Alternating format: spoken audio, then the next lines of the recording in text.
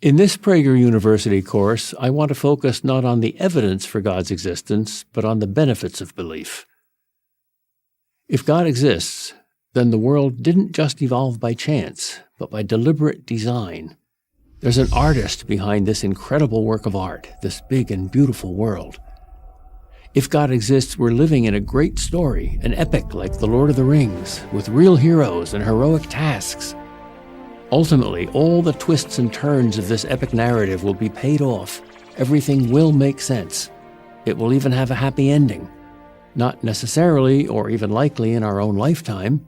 Even Moses didn't get into the promised land, but over the grand course of time, in an afterlife, which exists as surely as God exists.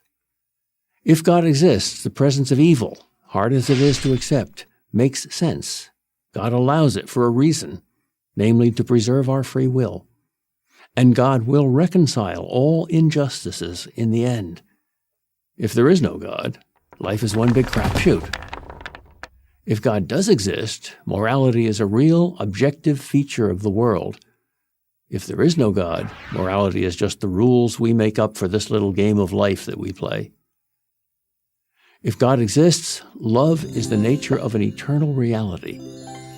If there is no God, love is just a fleeting feeling, no more than a bunch of chemical and neurological interactions. If God exists, you are of infinite value.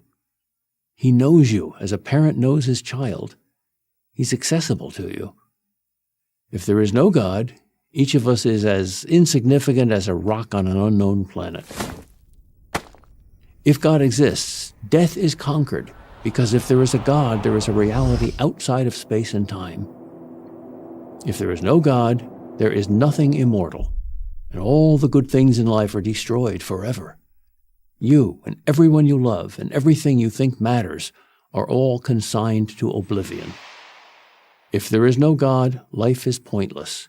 Everything we've done and lived for will ultimately be in vain. Can I prove with an absolute certainty that God exists?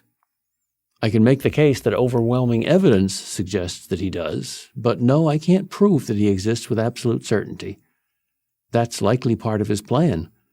God deliberately doesn't give us absolute proof, so that we're free to choose or not to choose to believe in him.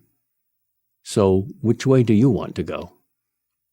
Be honest, doesn't your heart at least hope that there is a good God? A transcendent validator of love and all the highest human values? Of course it does. Why would anyone not wish that life has some ultimate purpose, that good and evil are real, that there is ultimate justice, that our love for others means something? If you choose to live as if there is a God, even if you're not sure that there is a God, you'll lose nothing and you gain everything. Religious Christians and Jews are happier, live longer, and are more charitable than their less observant or secular fellow citizens. These are not my opinions. These are the findings of a multitude of scientific studies. If you've been an atheist for a while, it may be difficult for you to change your thinking, even if you find some merit in the many rational arguments for God's existence. But you can change your behavior. You can live as if God exists, even if you hold doubts. Why not? As I said, you'll lose nothing, and you have everything to gain. This behavioral approach is far from new.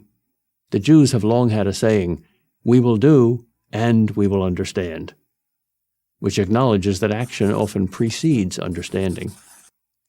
So why not begin with an action? Why not pray the prayer of the skeptic? God, if you exist, you must know that I'm not a believer. So please, God, give me the gift of faith, in your time and in your way. I want to believe whatever is true. Amen. If you say that and mean it, and give it some time, be prepared, because he will not ignore that prayer. Go on, say it. Find a private place and say it. Your Creator is listening. I'm Peter Kraft, Professor of Philosophy at Boston College for Prager University. To subscribe to our YouTube channel, click here. To help keep our videos free, donate here.